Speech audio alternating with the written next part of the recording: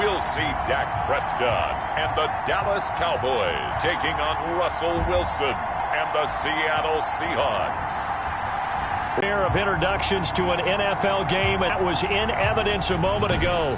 Fireworks, pyrotechnics, you name it. This crowd is ready as their guys get. With Charles Davis, as always, I'm Brandon Gaudin. Charles, you talk about storylines in this one. I think it begins and ends with our two quarterbacks, certainly two of the best in the business. And nowadays, I don't think you can get by for long periods of time without a top-flight quarterback. The way the game is played, with all the responsibility he has and how the game flows through him, if he's not on the top of his game, your team's not going to benefit at all. And they'll get him down right around the 25, actually the 26 officially, so a net gain of 1 there. Russell Wilson leads out the Seattle Seahawks offense. The veteran Wilson, a third-round pick back in 2012. Brandon, there's 2 weeks to go in the regular season, so you know the pressure is ramped up in so many ways. People have to win games, try and get their bonuses, the whole deal. But how about trying to close out an MVP award? Just 2 weeks to go. There has to be a lot of pressure, though. We talked about that in previous weeks, sitting on his shoulder. Yeah, he can talk all he wants about, I don't listen to that, and there's no pressure. All we're doing is trying to win games. He knows, we all know, he's been the one who's been leading the pack. Let's see if he can close it out. Officially, it's a 1-yard loss. That's going to bring up 2nd and 11. Wilson, after the play fake to Carson, sliding out of the pocket. This one into the hands of Metcalf. And he's going to be taken down here with a penalty flag on the field. Illegal forward pass. Offense.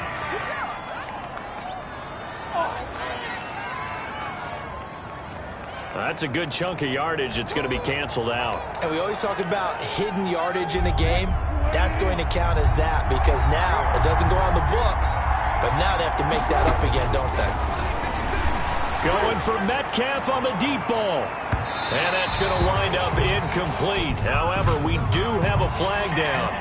Let's check in with our referee. Some boos coming down right now from this home crowd after that call. Yeah, and that was because of the pass interference call. But for a second there, I thought maybe they'd gotten a look at my appearance as Othello in the high school play. You were Othello? Not a good one, let me tell you.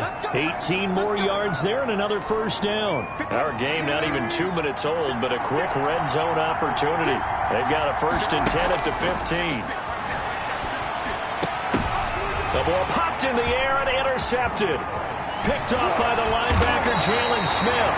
And he is all the way up past the 25. Time for Dak Prescott of the Dallas offense to go to work. Prescott, of course, the former 4th-round pick in 2016 out of Mississippi State. And I thought it was a really nice performance last week by him. 3 touchdown passes. I think that signifies exactly what he was getting done. He did have the 1 interception. But that's the ratio you say you're okay with, right? If you go 3-1, you're going to be pretty happy over the course of the season. And let's face it, he'll never blame the receiver publicly. But behind closed doors, he probably told his agent, hey, what's the deal? I should have had a perfect game. Only a couple there as he'll be brought down about the 28. Elliott, the ball carrier. The numbers for Zeke from last week. He was creeping up toward 200 yards. Thought he was going to get there. Didn't quite make it, but also 2 rushing touchdowns. And even if he only got about half those numbers this week, his team would take it in a heartbeat, wouldn't they? Because last week, he was spectacular. By Jordan Brooks. Well, competition comes up in so many different ways. And right now, this unit, their competition is who's going to get to the quarterback the most times. They had about 5 sacks last week. We just saw their first one of this game. Throw Elliott. And a loss of 3 to bring up 4th. That's a nice clip and save sequence there defensively because forced to dump off to the back. And even then, they closed quickly and got him down behind the line of scrimmage. You name it, they did it well in that last sequence. At their own 49-yard line. Coming to the line here to begin their next drive, the Seahawks offense. Well, they were intercepted the first time they had the football, but now they get it back, and it's still 0-0. And because of that, you know what the thought process is? Interception. What interception? It didn't really happen because they gave up no points.